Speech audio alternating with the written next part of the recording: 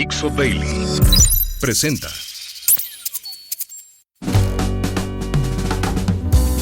Bienvenidos. Esto es Fuera de la Caja. Yo soy Macario Schettino y le agradezco mucho que me acompañe en este nuevo capítulo de este nuevo libro, Conspiraciones, México a través de 6 siglos. Vamos ya al capítulo 7, ya estamos cada vez más cerca de lo que pasa hoy y obviamente estamos en terrenos donde muchos de ustedes seguramente tienen información, la que recibimos en primaria, la que fuimos leyendo después. Ya el siglo XIX es algo pues que más o menos conocemos todos de una u otra manera. A este siglo le llamé el siglo británico y lo puse en realidad con fechas de México, de 1821 a 1921, porque es, la culminación de la independencia y el arranque de los sonorenses propiamente hablando, después del asesinato de Carranza. Sin embargo, visto de manera global, creo que sería mejor arrancar en 1815, el año en el que Napoleón queda definitivamente fuera y se lleva a cabo el Congreso de Viena, que define a Europa, y terminaría 1913, si quiere usted, justo antes del arranque de la Primera Guerra Mundial, o 1919, al final, en donde en el Tratado de Versalles se define lo que va a ocurrir después de esta gran guerra y que va a dar origen a la Segunda Guerra Mundial. Pero eso ya lo platicaremos en su momento. Entonces, más o menos, piénsele por ahí, Napoleón es el personaje fundamental del cierre del periodo anterior y del arranque de este. Napoleón se convierte en cónsul en Francia en 1799, después de la Revolución Francesa y del terror, la matazón generalizada. Napoleón logra convertirse en el jefe. Se llama cónsul, luego se llama cónsul vitalicio. En 1803, cuando Haití se independiza, una revuelta durísima y terrible, Napoleón dice, no tiene caso estar en América, entonces decide vender la Luisiana a la nueva nación, a Estados Unidos. En ese entonces, ese terreno, uno piensa en Luisiana y se imagina el estado de Luisiana hoy en Estados Unidos, que es una cosita chiquita ahí en donde termina el río Mississippi, en donde está Nueva Orleans. Pero no, Luisiana significaba de ahí hasta Canadá. Prácticamente era todo el río, era un espacio que los franceses habían mantenido. Más o menos en ese tiempo la Florida está siendo española y luego es controlada por Francia, regresa a España, eventualmente también se la van a quedar los estadounidenses, y esto va a ser fatídico para nuestro país porque una vez cruzando el Mississippi ya no hay frontera natural. Se fueron a detener hasta el río Bravo, un poco porque pues esa es una frontera natural, no es para nada comparable al Mississippi, y además pues hay un terreno en donde no existe el río, o sea, perfectamente podían haber atravesado y se podían haber llevado todo. No fue así por razones que platicaremos posteriormente. En cualquier caso, vende la Florida, es un negociazo para Estados Unidos, y a partir de ahí ese país va a poder crecer. Con ese dinero y otras cosas que va consiguiendo, Napoleón se convierte en emperador y se pone a conquistar toda Europa. Lo logra con cierta rapidez, ya alguna vez hemos platicado, las batallas muy rápidamente, no es nuestro tema, con las cuales se queda con la parte central de Europa para 1806, en 1808 va sobre España y Portugal, y en 1812 se le ocurre la brillante idea de ir a conquistar Rusia. Ya sabe usted la tragedia que fue eso, y pues Napoleón es detenido y lo ponen en una isla para que no esté haciendo mosca. Regresa en 1815, hace un intento de recuperar el poder, son los famosos 100 días de Napoleón, pero realmente no tiene muchas posibilidades y ahora sí lo mandan hasta lo más profundo del Atlántico Sur a que se muera ahí, tal vez de cáncer de estómago, tal vez envenenado. otra vez, ese no es el tema de nosotros. Lo importante es que en ese 1815, mientras Napoleón está siendo derrotado, el canciller, ministro de Austria, el señor Metternich, convoca a todo el mundo a Viena para decir, vamos a ponernos de acuerdo, mano, ¿no? ¿Qué vamos a hacer con esta Europa post-napoleónica? Es evidentemente el regreso de esquemas de gobierno no liberales, vamos a decirle así. Napoleón había extendido el liberalismo por toda Europa continental. Buena parte de eso se mantuvo, es el origen del Código Civil o Código Napoleónico. Obligó a pensar las cosas distinto. El mismo señor Hegel, viendo la batalla de Jena en 1806, dijo, este es el fin de la historia. De ahí viene el término que utilizó Fukuyama en 1992 en su libro muy criticado y poco leído. Es un muy buen libro, vale la pena leerlo. No dice lo que usted cree o lo que creen la mayoría, entonces sí vale la pena leerlo. Pero en cualquier caso, Hegel dice esto, el liberalismo es a donde deberíamos llegar, pues, ¿no? Tampoco voy a entrar ahorita en Hegel porque nos hacemos bolas. A partir de este momento, efectivamente, la visión liberal va a ser parte del escenario político global. Uno puede asociar esto un poco a la Revolución Gloriosa de 1688, recuerda, cuando de Países Bajos llevan al Reino Unido a la pareja gobernante, William and Mary, y acompañando a Mary en el barco en el que llega ella a Reino Unido, viene John Locke, el filósofo, que para muchos es el fundador de la idea liberal en la filosofía política, y a partir de ahí empieza uno a tener estas ideas. Eso va a repetirse, digámoslo así, en la independencia de los Estados Unidos, que construyen una república liberal, república muy en el sentido de república romana. Eso es lo que ellos están tratando de reproducir. Y por eso tanta arquitectura de inspiración de lo que ellos pensaban era la vieja Roma. A lo mejor agarraron más del imperio que de la república en términos arquitectónicos, pero es lo de menos. La idea era esa, vamos a tener un equilibrio de poderes, eso es una república, un equilibrio de poderes en donde no tenga todo el monarca, sino que esté controlado por un par de elementos, uno más cercano a la aristocracia, y esa es la Cámara Alta, y uno más cercano a la raza de bronce, y eso es la Cámara de Representantes. Eso es más o menos la misma estructura que se tiene en Reino Unido. La monarca, que en esta época va a ser Victoria, bueno, un poquito después, la monarca o el monarca, está la Cámara Alta de los lores, en el caso de Reino Unido, y la Cámara de los Comunes. En lo que va a ser Estados Unidos se reproduce esto con un presidente, figura novedosísima, un monarca civil que va a ocupar por primera ocasión el señor George Washington en 1789. Todos celebramos, sobre todo los gringos, ¿no? Celebran su independencia 1776 porque el 4 de julio de ese año se promulga su constitución.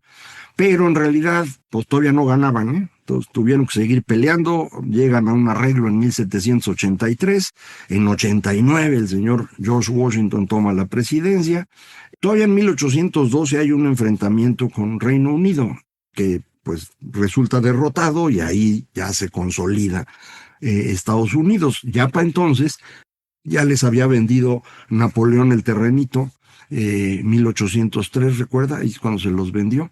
Y a partir de 1830, Estados Unidos va a empezar a moverse. Y ese movimiento pues, nos va a pasar a torcer a nosotros. Para el 36, un grupo de colonos de origen estadounidense que habían entrado al territorio mexicano con permiso para instalarse y eso, deciden que ya no quieren hacerlo así, sino que se quieren separar. Y esa es la Guerra de Texas, ese es 1836. Ahí es donde el señor Santana va, les gana, se ejecuta a todos los del Álamo, eso siguen ellos, Remember the Álamo, se siguen quejando que por qué los mató, porque de acuerdo a las leyes de la época eran piratas, digámoslo así, ¿no? Se estaban rebelando contra la autoridad sin ningún argumento y en consecuencia, pues no había que agarrar prisioneros, había que matarlos y los mató. Pero poco después viene la batalla de San Jacinto, en donde Santana lo agarran por sorpresa, lo derrotan, incluso lo detienen, lo mandan a Washington, firma la pérdida del territorio de un cachito de Texas, no del estadote que usted ve hoy, era un cacho un poco más pequeño, pero sí agarraba San Antonio y Austin, ¿no? Hasta el río Nueces llegaba, no hasta el río Bravo. Ese es el terrenito que se pierde en el 36. 10 años después van por todo los gringos y no tenemos cómo defendernos. Este país era una pachanga espantosa, lo vamos a platicar en el próximo capítulo. Y entonces no pudimos defendernos, entraron como Pedro por su casa, invadieron el territorio desde Veracruz, desde allá arriba, llegaron a la Ciudad de México y ganaron, ¿no? Hubo un gran intento de defensa. En ambas ocasiones, el señor López de Santana actúa con valor y con patriotismo. No se le puede acusar de traidor. Puede ser medio inútil. Y sobre todo inútil para el tema fundamental de la época, que era consíguete gente, mano, y consigue armas, y consigue parque, como dice el famoso dicho aquel. En cualquier caso, pues perdimos, se llevaron la mitad del territorio.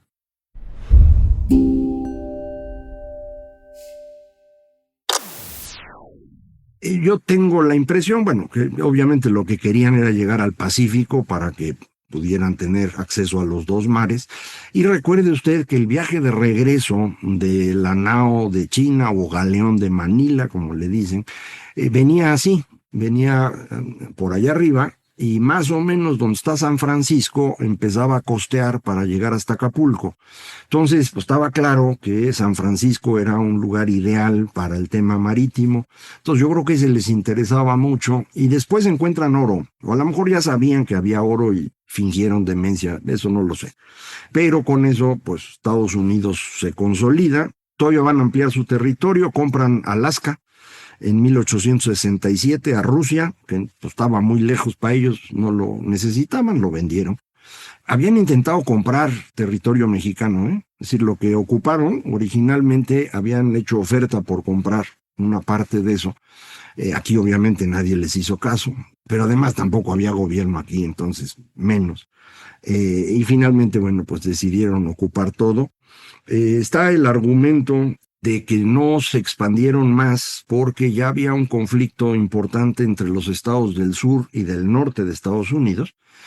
Y la gente del norte temía que si ocupaban todo el territorio mexicano o un pedazo más grande donde sí había población, esa población iba a quedar en manos de los estados sureños y les iba a complicar en caso de un conflicto, como efectivamente lo hubo, la Guerra de Secesión, que arranca en 1861 y termina en 1865, y que es exactamente el espacio que va a aprovechar el señor Napoleón III, sobrino del Napoleón original, para tratar de ocupar México. ¿Se acuerdan? Y nos mandan al Maximiliano, pero el objetivo de Napoleón era ponerse aquí, y por eso esta cosa que le llaman doctrina Monroe, cuando el señor James Monroe, presidente de Estados Unidos, dice América para los americanos, se refiere a que no es aceptable que haya colonias europeas en el continente. Y pues eso es lo que Napoleón III intenta, y lo intenta cuando Estados Unidos está ocupado en su propia guerra, no puede ayudar a México, entonces órale, güey.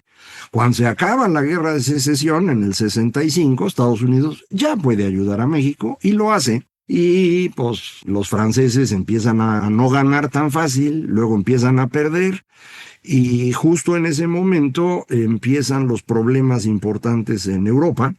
Está creciendo la posibilidad de que Prusia se convierta en algo muy poderoso, como efectivamente ocurre, y que haya una guerra entre Prusia y Francia, que efectivamente ocurre en 1870. Entonces, antes de eso, Napoleón dice, vénganse de regreso, y le dicen a Maximiliano, vámonos, güey, porque se va el ejército. Maximiliano no hizo caso porque él estaba convencido que el pueblo lo adoraba, ya ve, eso pasa, y pues acabó fusilado, ¿no? Pero digo, eso lo volvemos a platicar ahora que hablemos de México. Estados Unidos, insisto, se está expandiendo. Termina en 65 su guerra de secesión, en 67 compra Alaska, y en 1898 viene la guerra con España. El objetivo, obviamente, de Estados Unidos es consolidarse como una potencia en América, y para eso, pues España le hace mosca, y el pleito es por Puerto Rico y por Cuba, también por las Filipinas, y ya camino hacia las Filipinas, pues se encuentran a Guam y a Hawái, y entonces agarran parejo, ¿no? Con las Filipinas no se quedaron, con Cuba tampoco, quedó como subordinado, Puerto Rico queda como el Estado Libre Asociado, que creo que todavía sigue siendo igual. Y ahí, pues, Estados Unidos va construyendo una fuerza que en el siguiente capítulo, en el siguiente siglo, los va a convertir en el país más poderoso del mundo. En en el que estamos hablando, el país más poderoso del mundo es el Reino Unido de la Gran Bretaña, que gobierna desde 1837 y hasta los albores del siglo XX la reina Victoria. Es el periodo en el que Reino Unido controla todos los océanos del mundo, crean inmensa cosa que es el Imperio Británico, y dada la fortuna que tienen de que en esos territorios que ellos controlan, varios en África, buena parte de la península de la India, control a medias sobre China, pues tienen las principales minas de oro del mundo. Y entonces deciden que lo que hay que hacer es un sistema financiero global centrado en el oro. A eso le llamamos patrón oro. Lo arrancan en 1870 y va a funcionar hasta 1913.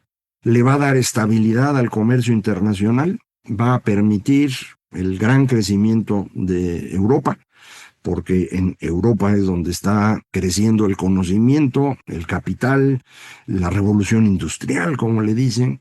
Entonces, pues va a ser un avance extraordinario. Esto va a determinar, diría yo, lo que va a ocurrir en los siguientes, al menos 150 años, puede que 200, todavía no sabemos, y es la manera en la cual Europa, que está creciendo mucho y que necesita hartos insumos para poder crecer, la manera en que ellos se van a relacionar con los demás países. Necesitan insumos, le digo, hay que irlos a buscar a otras partes, y entonces van a África, y lo que encuentran en África, pues es nada, no hay organización política relevante. Uno que otro grupo que los enfrenta, famosa película Zulu, en donde el ejército británico es destruido por un grupo de guerreros Zulú o zulúes, se decían cuando yo era niño, pero al final, bueno, pues acaban quedándose con todo. Realmente no encuentran oposición. Cuando llegan a Asia, lo que se encuentran son civilizaciones, culturas, no le podemos decir exactamente naciones, países grandotototes con organización política bastante fuerte, pero decadente, no están en su mejor momento. Y entonces, pues no los pueden saquear así estilo África, no pueden llegar y quedarse ahí. Los pueden forzar a comerciar, y en algunos casos les pueden forzar incluso a extraerles recursos. Y eso es lo que hacen. Así es como se instalan en la India. La India, tal y como la conocemos hoy, en realidad nunca antes existió así. Nadie nunca ocupó todo ese territorio. Eran como dos grandes secciones, el norte y el sur. Y en el norte hubo varios grupos que estuvieron gobernando en distintos momentos. Incluso Alejandro Magno logra establecer ahí el control griego de una parte. Después lo van a tener los herederos.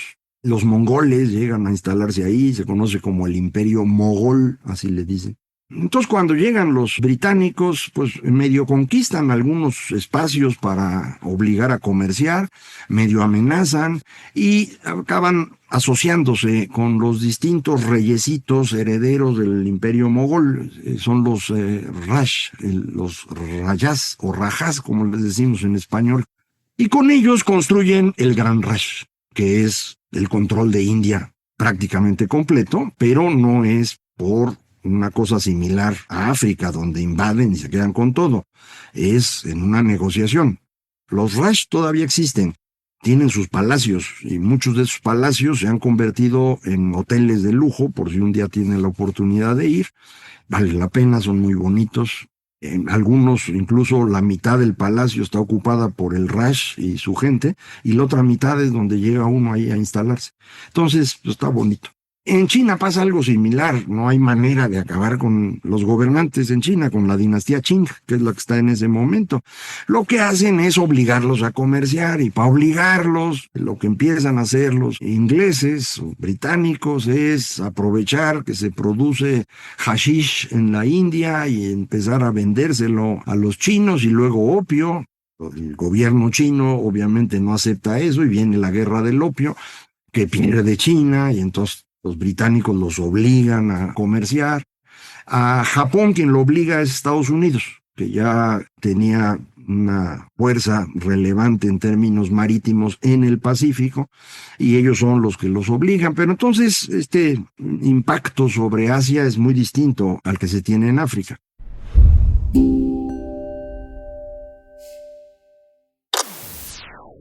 Cuando vienen aquí a América, pues lo que se encuentran son naciones que ya existen, ¿no? Estados Unidos existe desde fines del siglo XVIII, y todos los demás nosotros existimos con certeza desde los años 20, ¿no? Entonces ellos llegan 50 años después, cuando llegan a querer comprar. ¿A quién le compran? Pues a los que gobiernan. Y los que gobiernan son los que saquean. Es en ese periodo, a partir de 1870, cuando América Latina se convierte en el continente más desigual del mundo. No crea usted que la desigualdad viene de esa cosa que llaman la colonia, ¿no? Indudablemente era desigual. Y el caso más desigual, según estudios recientes, era Tenochtitlan, antes de que llegaran los españoles. Son cálculos siempre medio esotéricos, pero eso es lo que estiman ahora. En cualquier caso, la gran desigualdad de América Latina ocurre cuando nuestros productos de materias primas son ansiados por los europeos, están dispuestos a pagar harta lana, y entonces los héroes que nos dieron patria, que están gobernando cada una de las naciones, dicen, de aquí soy, y órale, güey. Le quito a los que estén en cada lugar lo que pueda yo vender, se lo vendo a los británicos, y con eso yo me hago multimillonario. Y así ocurre.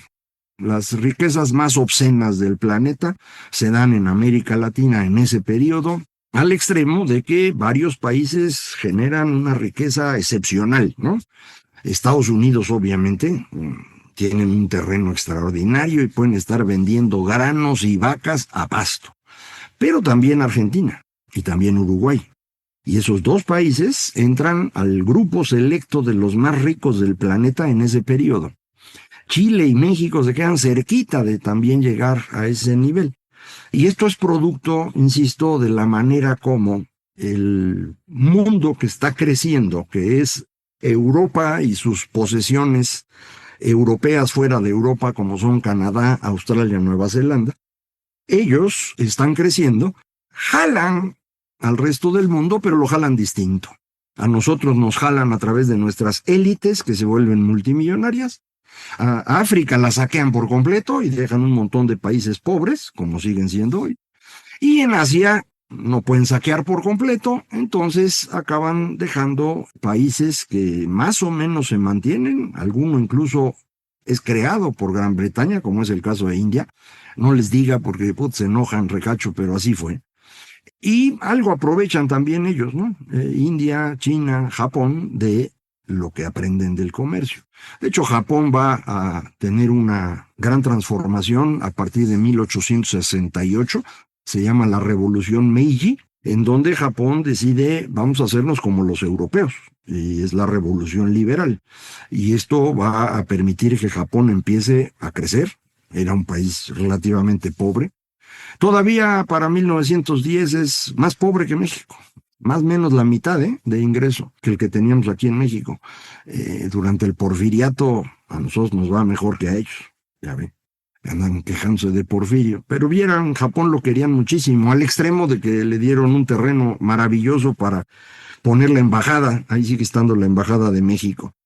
Este gran cambio en el mundo, producto de esta nueva economía, de la nueva tecnología, del poder que tiene Gran Bretaña, va a llegar a su fin con la Gran Guerra, la Primera Guerra Mundial.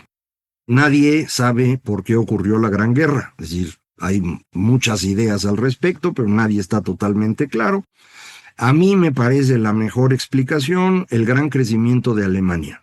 Como sabe usted, Alemania se funda en 1870 con la guerra contra Francia. El señor Otto von Bismarck, canciller, primer ministro, construye a Alemania haciendo uso del primer estado de bienestar del mundo.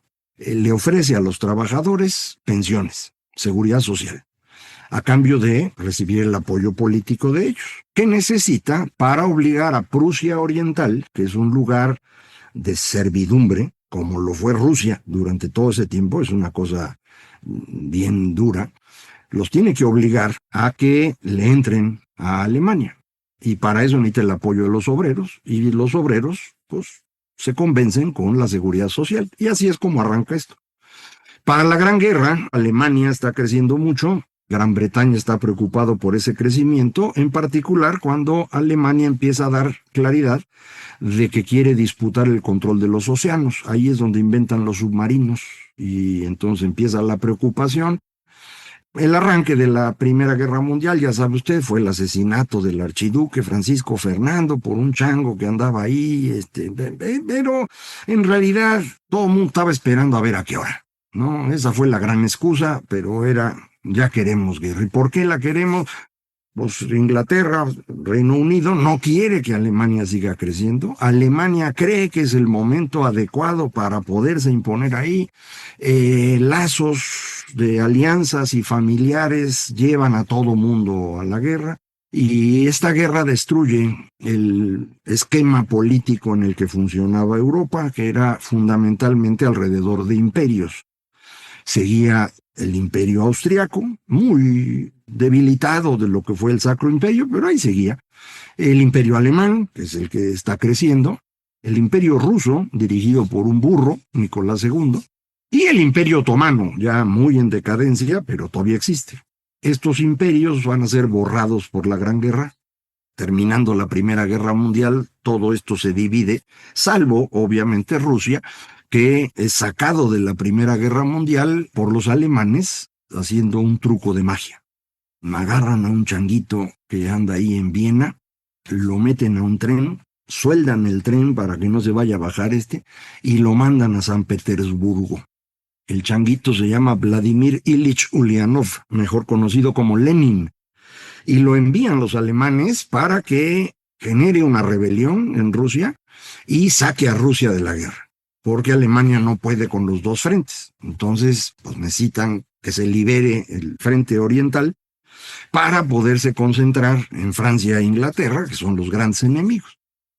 Lo logran, pero al mismo tiempo Estados Unidos entra del lado de los británicos y pues acaba perdiendo a Alemania, ¿no? Pero en Rusia ocurre la gran tragedia. Una pequeña rebelión, semigolpe de Estado, que aprovecha que el zar es un inútil, deja en el poder a los bolcheviques, que van a crear la Unión Soviética. De manera que el imperio ruso sí sigue existiendo. Rusia hoy es un imperio del siglo XVI. Es una cosa bien curiosa, pero para entenderlo hay que pensarlo así. Es un imperio del siglo XVI, es el único que queda. Es totalmente anacrónico. La inmensa mayoría de su población vive en el lado europeo y pues saquean todo lo de allá como lo saqueaban los imperios europeos a sus colonias. De eso se trata.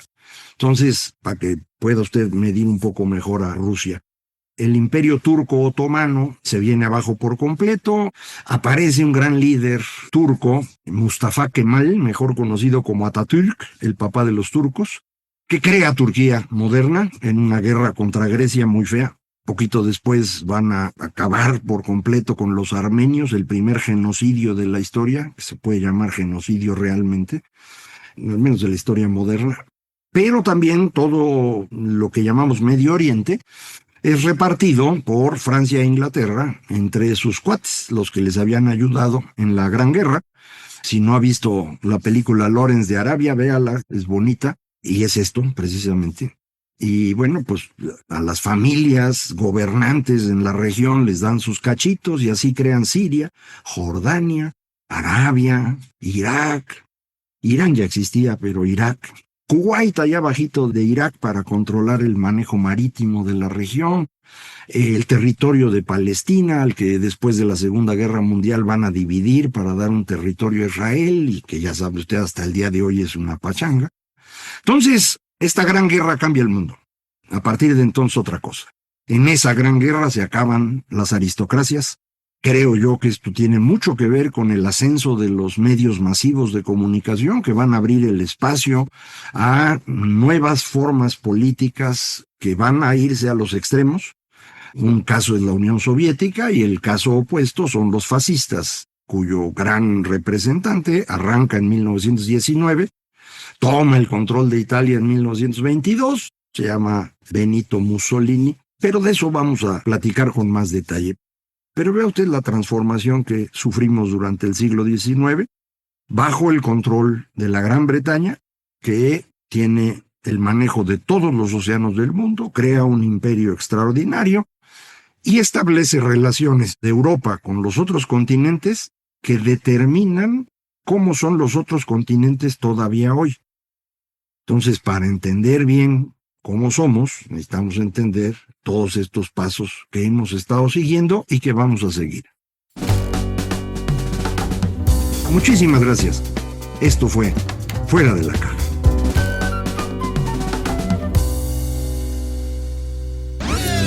Una producción de Dixo.